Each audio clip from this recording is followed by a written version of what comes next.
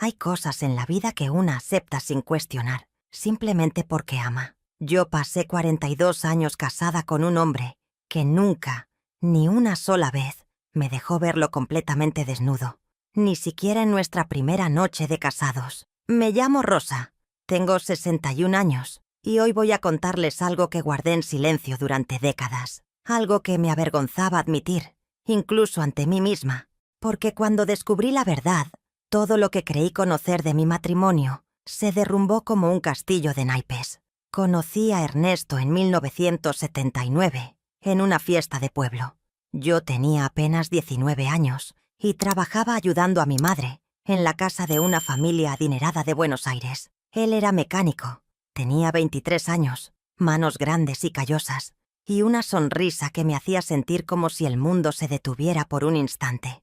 Nos casamos 8 meses después, en una ceremonia sencilla en la iglesia del barrio. Mi vestido era prestado, las flores del jardín de mi suegra, y la fiesta fue en el patio de la casa de mis padres. Pero yo estaba feliz. Creía que había encontrado al hombre de mi vida. La primera noche fue extraña. Recuerdo que llegamos a la pequeña habitación que habíamos alquilado en una pensión cerca del centro. Era un cuarto modesto, con una cama de hierro, un armario viejo y una ventana que daba a un callejón oscuro. Yo estaba nerviosa, claro. Era virgen. Había crecido en una familia católica muy estricta, donde ni siquiera se hablaba de esas cosas. Ernesto apagó la luz antes de que yo pudiera quitarme siquiera el vestido. «Es mejor así, Rosa», me dijo con voz suave. «Tengo vergüenza. No me gusta que me vean». Yo no entendí bien, pero tampoco pregunté. Pensé que era normal, que los hombres también sentían pudor, que con el tiempo eso cambiaría. Pero nunca cambió. Pasaron los meses. Quedé embarazada de nuestra primera hija, Luciana. Después vino Marta. Los años fueron pasando entre pañales, comidas, trabajo y cansancio. Ernesto era un buen esposo en muchos sentidos. Trabajaba duro, traía dinero a casa. Nunca me levantó la mano ni la voz. Pero esa costumbre extraña nunca desapareció. Siempre se cambiaba en el baño, siempre con la puerta cerrada, siempre con la luz apagada cuando estábamos juntos. Si yo entraba sin avisar, él se cubría inmediatamente con lo que tuviera a mano. Una toalla, la ropa, lo que fuera.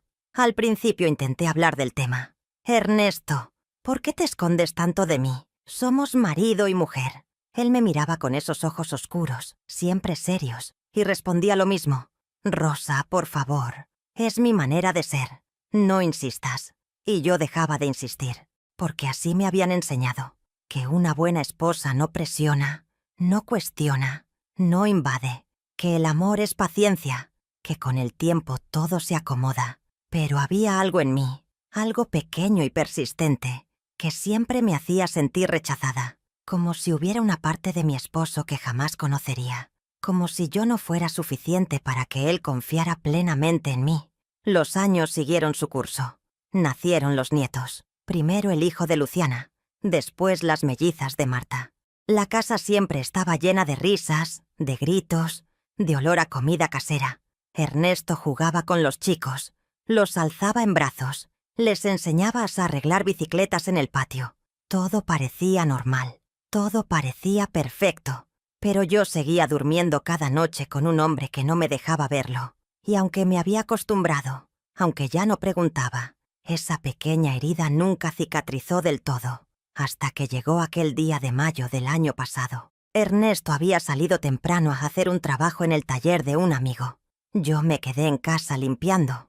Como siempre, decidí ordenar el armario del dormitorio, algo que llevaba meses postergando. Saqué toda la ropa, las cajas viejas del estante superior, los zapatos polvorientos del fondo. Y entonces vi algo. Una caja de zapatos metida bien atrás, detrás de unas mantas que ya no usábamos. No era una caja cualquiera. Estaba atada con una cinta vieja, amarillenta por el tiempo. No sé qué me impulsó a abrirla. Quizás la curiosidad. Quizás el peso de tantos años de silencio. Quizás simplemente el destino diciéndome que ya era hora de saber. Desaté la cinta con manos temblorosas. Dentro de esa caja había fotografías. Muchas fotografías viejas, en blanco y negro, algunas con los bordes amarillentos y gastados por el tiempo. La saqué despacio, con el corazón latiéndome cada vez más rápido. La primera imagen me dejó helada. Era Ernesto, pero no era el Ernesto que yo conocía. En la foto, él tendría unos 15 o 16 años. Estaba parado frente a una casa humilde, con las manos en los bolsillos y una expresión seria. Llevaba un vestido floreado, largo hasta las rodillas, y el cabello peinado con raya al medio, recogido con unas pinzas. Sentí que el suelo se movía debajo de mis pies. Revisé otra fotografía. Ahí estaba nuevamente, con el mismo vestido pero en otra pose, esta vez con una mujer mayor a su lado, quizás su madre. Otra foto más. Ernesto con delantal, barriendo frente a una casa. Otra, sentado en el suelo, jugando con unas muñecas de trapo.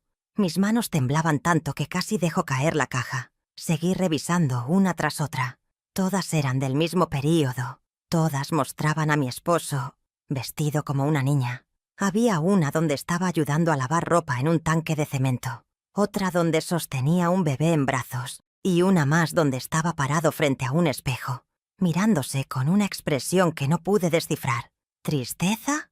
¿Resignación? No entendía nada. ¿Cómo era posible que Ernesto hubiera sido criado así? ¿Por qué nadie me lo había dicho? ¿Por qué él nunca me lo contó? Cerré la caja rápidamente, como si quemarme las manos. La escondí de nuevo donde estaba y salí del dormitorio con las piernas temblándome. Me senté en la cocina, intentando respirar, intentando procesar lo que acababa de ver.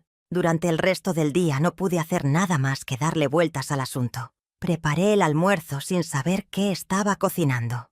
Lavé los platos sin siquiera mirarlos. Todo era automático, mecánico, mientras mi cabeza no dejaba de repetir las mismas preguntas una y otra vez.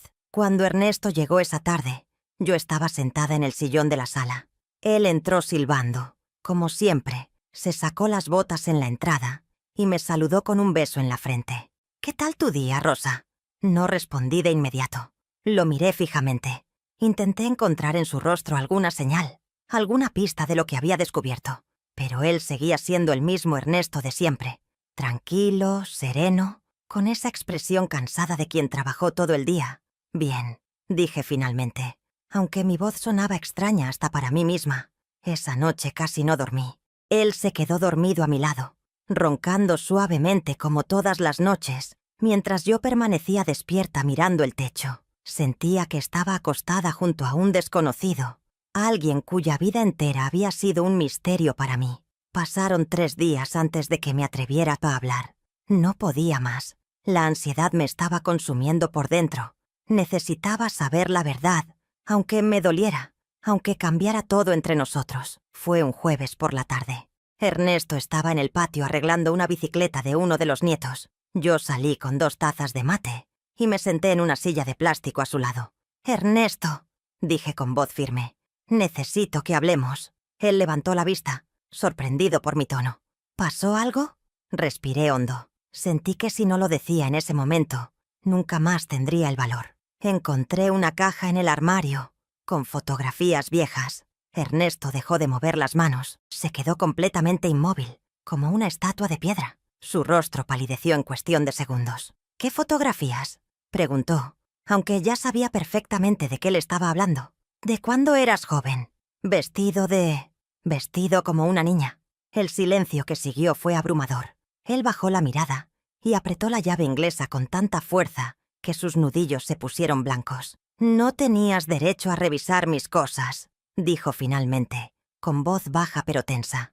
«Estaba limpiando el armario, Ernesto. No lo busqué a propósito, pero ahora que lo vi, necesito entender. Necesito que me expliques». Él cerró los ojos. Vi cómo su mandíbula se tensaba, cómo todo su cuerpo se ponía rígido. Parecía estar luchando contra algo interno, algo que había guardado durante décadas y que ahora amenazaba con salir a la luz. «No hay nada que explicar», murmuró. «Claro que hay algo que explicar», dije, y mi voz se quebró un poco. «Llevamos más de 40 años casados, Ernesto. Tuvimos 2 hijas, 3 nietos, compartimos toda una vida juntos. ¿Y nunca me ibas a contar esto?». Él seguía sin mirarme. «No es algo de lo que quiera hablar, pero yo necesito saber. Necesito entender por qué siempre te escondiste de mí. ¿Por qué nunca dejaste que te viera? ¿Por qué? Porque me daba vergüenza, gritó de repente, con una violencia que nunca antes había mostrado conmigo. Me quedé muda.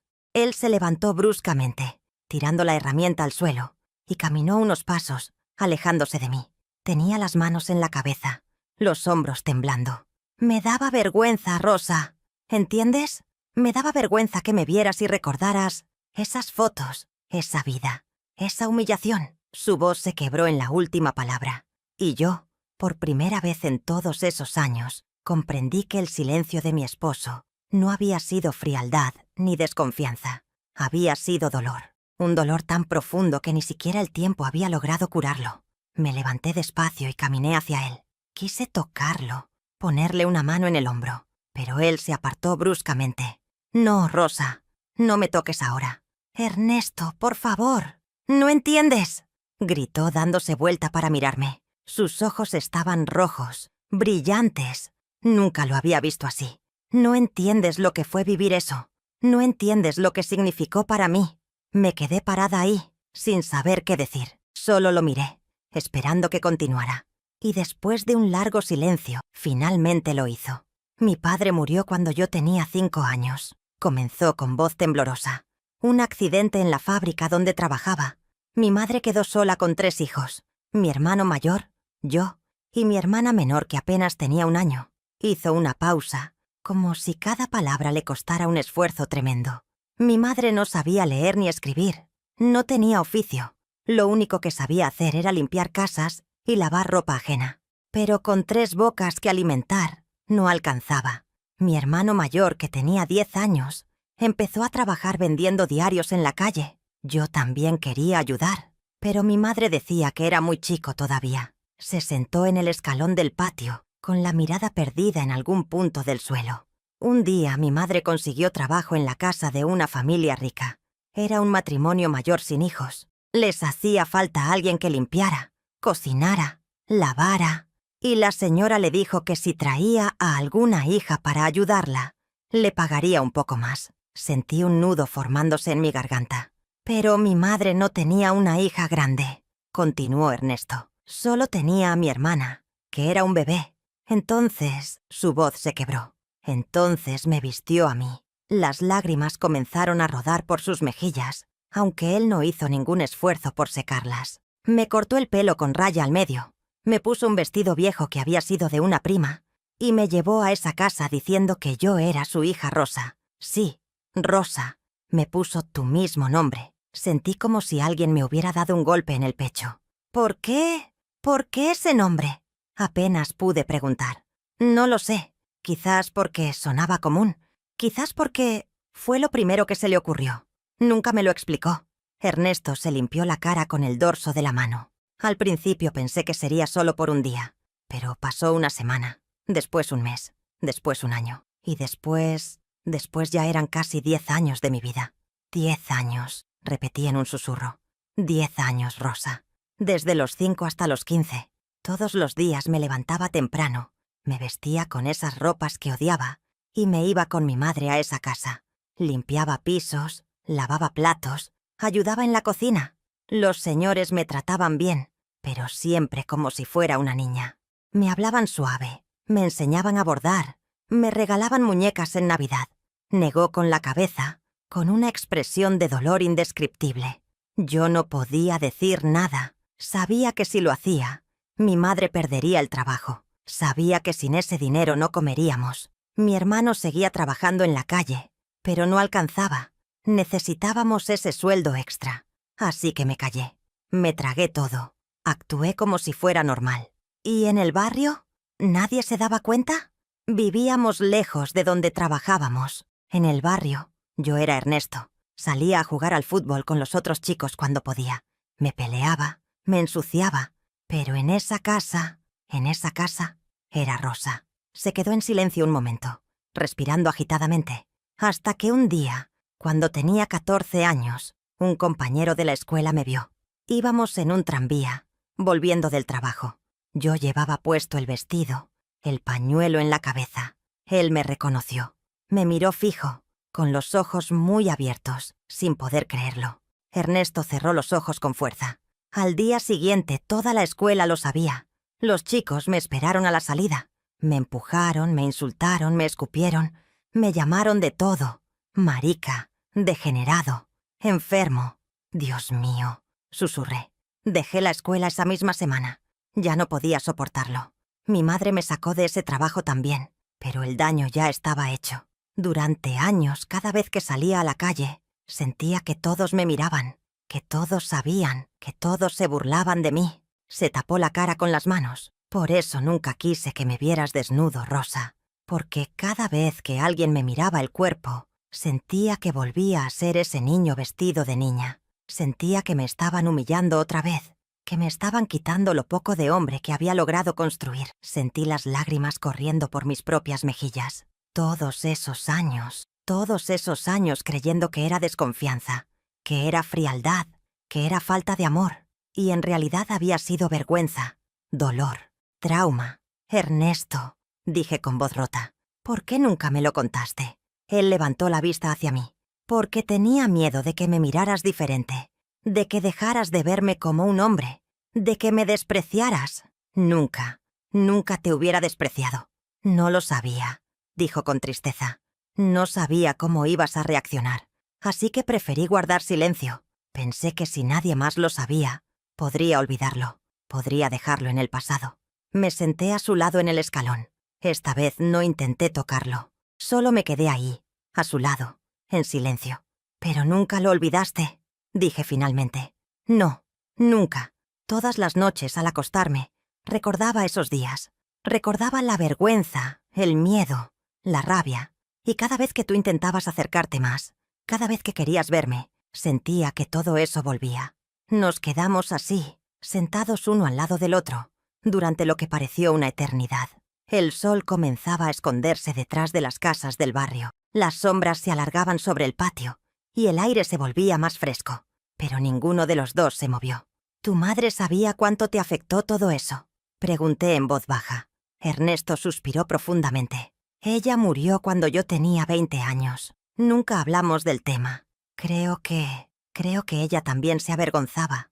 Después de que dejé ese trabajo, actuó como si nunca hubiera pasado, como si esos 10 años no existieran.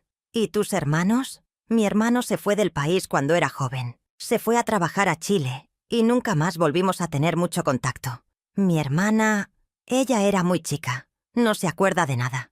Cuando creció, yo ya había empezado a trabajar en el taller y nadie hablaba del pasado. Se quedó mirando sus manos manchadas de grasa.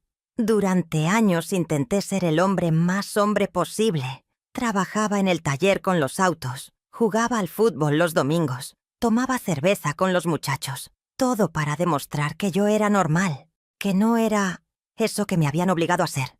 No te obligaron a ser nada, Ernesto, dije suavemente. Te obligaron a fingir, pero eso nunca cambió quién eras realmente. Él me miró con los ojos llenos de lágrimas. ¿Y quién soy realmente, Rosa? Después de tantos años escondido, después de tanto silencio, ya ni siquiera lo sé. Me acerqué un poco más a él. Esta vez no se apartó. Sos el hombre que me cuidó durante 42 años, el que trabajó sin parar para que nunca nos faltara nada, el que crió a 2 hijas buenas y decentes, el que jugaba con los nietos en este mismo patio. Eso sos, Ernesto. Todo lo demás fue algo que te hicieron por necesidad, no por elección. Pero me quedó marcado, susurró, como una cicatriz que nunca se borra. Lo sé, ahora lo entiendo. Nos quedamos en silencio otra vez, pero esta vez era un silencio diferente. No era el silencio incómodo de todos esos años. Era un silencio de comprensión, de dolor compartido. ¿Me odias por no haberte contado?, preguntó finalmente. No, no te odio. Solo desearía haberlo sabido antes. Desearía haber entendido por qué te escondías tanto. Quizás hubiera podido ayudarte. Nadie podía ayudarme, Rosa. Esto era algo que tenía que cargar yo solo. Pero no tenías que cargarlo solo, dije con firmeza. Yo era tu esposa. Estaba a tu lado. Si me hubieras dejado entrar, si me hubieras confiado esto. Tenía miedo, interrumpió. Tenía tanto miedo de perderte, de que me vieras como alguien débil, como alguien menos hombre. Lo miré fijamente a los ojos. Vos nunca fuiste débil, Ernesto. Un niño débil no hubiera sobrevivido lo que vos sobreviviste. Un hombre débil no hubiera construido la vida que construiste. Lo que te hicieron fue terrible, pero no te definió. No te rompió. Él negó con la cabeza. Sí me rompió, Rosa. Por dentro, en lugares que nadie podía ver. Entonces deja que ahora te ayude a sanar, dije. Y esta vez sí le tomé la mano. Él no la retiró. Ya no tenés que cargar esto solo. Ya no tenés que esconderte de mí. Ernesto apretó mi mano con fuerza. Sus hombros temblaron y comenzó a llorar en silencio. No era un llanto ruidoso ni dramático. Era el llanto de alguien que había guardado demasiado por demasiado tiempo. Lo abracé y esta vez me dejó. Por primera vez en 42 años de matrimonio, mi esposo se permitió ser vulnerable frente a mí. Nos quedamos así hasta que oscureció completamente. Esa noche, por primera vez, dejó la luz encendida cuando nos acostamos. No se quitó toda la ropa. Todavía no estaba listo para eso. Pero fue un comienzo. Los días siguientes fueron extraños. A veces lo veía perdido en sus pensamientos, mirando al vacío. Otras veces me buscaba para hablar, para contarme pequeños detalles que había guardado durante décadas. Me contó cómo los señores de esa casa donde trabajaba le habían regalado una muñeca de porcelana en su cumpleaños número 8. Cómo él la había escondido debajo de la cama y nunca la había tocado, porque odiaba todo lo que representaba. Me contó cómo una vez, a los 12 años, había intentado cortarse el pelo corto a escondidas, pero su madre lo había castigado severamente porque podía perder el trabajo. Me contó cómo, cuando finalmente pudo volver a vestirse como hombre de manera permanente, se había mirado al espejo y no se había reconocido, como si no supiera quién era realmente. Cada historia era un pedazo de su alma que me había estado escondiendo todos esos años. Una tarde, mientras tomábamos mate en la cocina, le pregunté algo que me había estado rondando la cabeza. ¿Por qué guardaste esas fotografías? Si tanto te dolía recordar, ¿por qué no las destruiste? Ernesto miró su taza durante un largo rato antes de responder. Porque eran la única prueba de que eso realmente pasó. De que no era solo una pesadilla. De que mi madre realmente me hizo eso. De que yo sobreviví. ¿Y por qué pusiste mi nombre en la caja? Me miró con una expresión que no pude descifrar. Porque cuando te conocí y me dijiste que te llamabas Rosa, sentí que el destino me estaba dando una segunda oportunidad. Como si pudiera reescribir esa parte de mi vida. Como si, al estar con vos, con la Rosa que yo elegí, pudiera borrar a la Rosa que me obligaron a ser. Sentí un nudo en la garganta. ¿Por eso te casaste conmigo? ¿Por mi nombre? No, dijo rápidamente. Me casé con vos porque te amaba, porque cuando te miraba, sentía paz. Pero el nombre fue como una señal, como si Dios me estuviera diciendo que podía empezar de nuevo. Las semanas pasaron y algo comenzó a cambiar en nuestra casa. No era algo visible, no era algo que se pudiera tocar, pero estaba ahí, flotando en el aire como un peso que finalmente se había levantado. Ernesto empezó a hablar más, no solo sobre el pasado, sino sobre todo, sobre sus miedos, sus preocupaciones, sus alegrías. Era como si después de abrir esa puerta que había mantenido cerrada durante décadas, todas las demás también se hubieran abierto. Una noche, mientras estábamos acostados, él apagó la luz como siempre lo hacía, pero esta vez, en la oscuridad, sentí que tomaba mi mano. «Rosa», dijo en voz baja, «¿vos me seguís queriendo? Después de saber todo esto, ¿me seguís queriendo igual?» Mi corazón se apretó. «Te quiero más», respondí con sinceridad, «porque ahora te conozco de verdad. Ahora entiendo tu dolor. Y eso no te hace menos hombre a mis ojos, Ernesto. Te hace más humano». Él no dijo nada, pero sentí cómo apretaba mi mano con más fuerza. Pasaron algunos meses. Un día Luciana vino a visitarnos con su hijo mayor, Matías, que ya tenía 14 años. Estaban tomando mate en la mesa del comedor cuando Matías mencionó que algunos chicos en la escuela se burlaban de él porque le gustaba cocinar.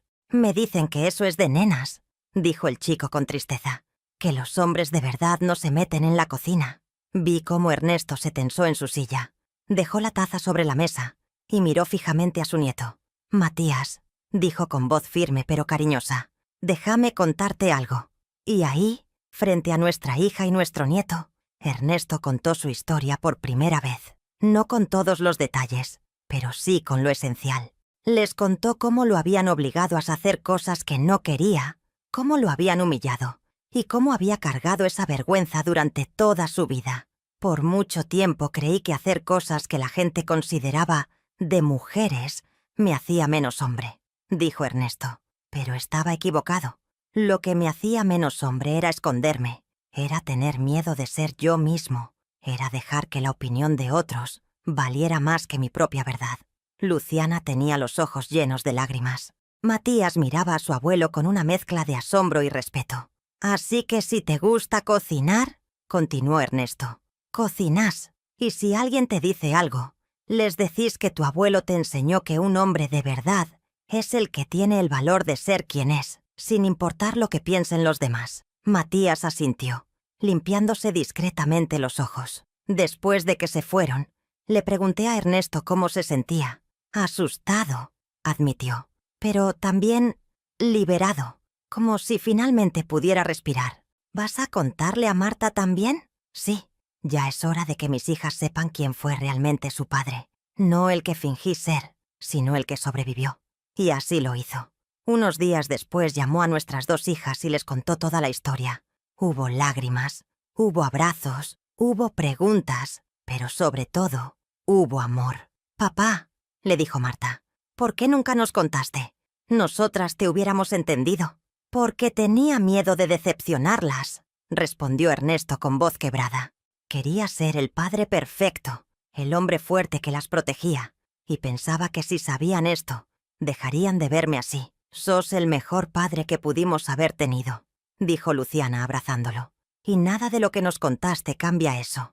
Esa noche, cuando todos se fueron y nos quedamos solos, Ernesto entró al baño como siempre lo hacía, pero esta vez dejó la puerta entreabierta. Era un gesto pequeño, insignificante para cualquier otra pareja, pero para nosotros significaba todo. Los meses siguieron pasando. Ernesto empezó a ir a un grupo de apoyo para personas que habían sufrido traumas en la infancia. Al principio no quería. Decía que esas cosas eran para gente con problemas graves, pero yo insistí y finalmente aceptó. Volvía de esas reuniones diferente, más tranquilo, más en paz consigo mismo. «Hay otros como yo», me contó una vez, gente que cargó secretos durante décadas, gente que pensó que estaba sola, y no lo estamos. Una noche, 6 meses después de aquella conversación en el patio, Ernesto hizo algo que nunca había hecho antes. Se cambió de ropa en el dormitorio, con la luz encendida. Y aunque yo estaba ahí, aunque podía verlo, no se escondió. No dije nada. No hice ningún gesto especial. Simplemente seguí doblando la ropa sobre la cama, como si fuera lo más normal del mundo, porque para él necesitaba que fuera normal. Cuando terminó de cambiarse, me miró. «¿Ves?», dijo con una sonrisa tímida. «No pasó nada terrible». Me acerqué y lo abracé. «Nunca iba a pasar nada terrible, mi amor. Nunca». Hoy, un año después de haber encontrado aquella caja de fotografías, miro a mi esposo y veo a alguien diferente. No porque él haya cambiado, sino porque ahora lo veo completo. Veo sus cicatrices, sus miedos, sus heridas, pero también veo su fuerza, su valentía, su capacidad de seguir adelante a pesar de todo. Hace unos días estábamos sentados en el patio, mirando a los nietos jugar. Ernesto tomó mi mano y la apretó suavemente. «Gracias», dijo en voz baja. «¿Por qué?» «Por no dejarme ir cuando descubriste la verdad, por quedarte, por amarme a pesar de todo». Lo miré a los ojos. «Ernesto, yo no te amo a pesar de nada. Te amo con todo lo que sos, con tu pasado, con tus cicatrices, con tus miedos. Todo eso es parte de vos, y yo elegí amarte completo, no solo las partes fáciles». Él sonrió, una sonrisa verdadera, de esas que le iluminaban toda la cara. «Ojalá te hubiera contado esto desde el principio», dijo. «Nos hubiéramos ahorrado tantos años de distancia». «Quizás», respondí. «O quizás necesitabas ese tiempo para estar listo. No podemos cambiar el pasado, mi amor. Solo podemos vivir el presente. Y así lo hacemos ahora. Vivimos el presente. Un presente donde ya no hay secretos, donde ya no hay vergüenza, donde finalmente podemos ser nosotros mismos, el uno frente al otro. ¿Fue fácil? No. Hubo noches donde Ernesto se despertaba llorando, reviviendo pesadillas de su infancia. Hubo días donde volvía a cerrarse, donde la vergüenza lo invadía y quería esconderse otra vez. Pero cada vez que eso pasaba, yo estaba ahí, para recordarle que ya no estaba solo, que ya no tenía que cargar ese peso en silencio. A veces pienso en esa madre desesperada que tomó una decisión terrible por necesidad. No la justifico, pero tampoco la juzgo. Era otra época, otra realidad. Una realidad donde la supervivencia importaba más que cualquier otra cosa. Pero también pienso en el niño que fue mi esposo. El niño que tuvo que fingir ser alguien que no era durante 10 años. El niño que cargó esa humillación en silencio. Y mi corazón se rompe por él. Ernesto tiene 65 años ahora. Yo 61. Nuestros cuerpos ya no son los mismos. Nuestro pelo está completamente blanco y nuestras manos están llenas de arrugas. Pero por primera vez en todos estos años de matrimonio, siento que realmente nos conocemos. El otro día me preguntó si alguna vez había pensado en dejarlo cuando descubrí la verdad. Ni por un segundo, le dije con sinceridad. Estaba confundida, asustada, pero nunca pensé en dejarte. Vos sos mi compañero, Ernesto. Y los compañeros se quedan, incluso cuando las cosas se ponen difíciles. Él me abrazó fuerte. No sé qué hice para merecerte, susurró. ¿Sobreviviste? Respondí. Sobreviviste a algo que pudo haberte destruido. Y construiste una vida hermosa a pesar de todo. Eso es lo que hiciste.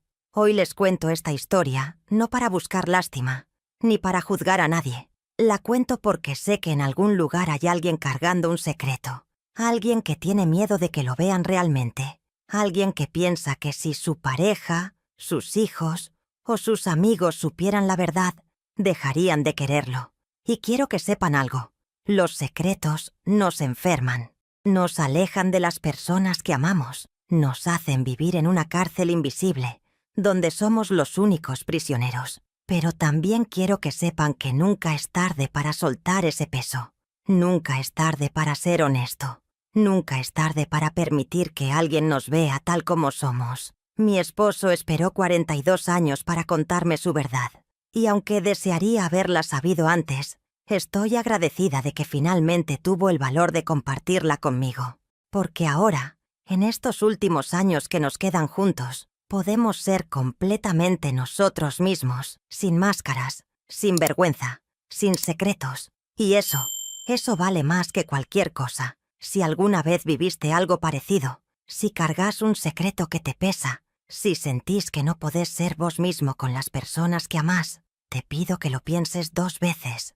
La verdad duele, sí, pero el silencio duele más. Y la libertad de ser quien realmente sos no tiene precio. ¿Ustedes qué habrían hecho en mi lugar? ¿Creen que fue correcto insistir en conocer la verdad? ¿O debería haber respetado su silencio?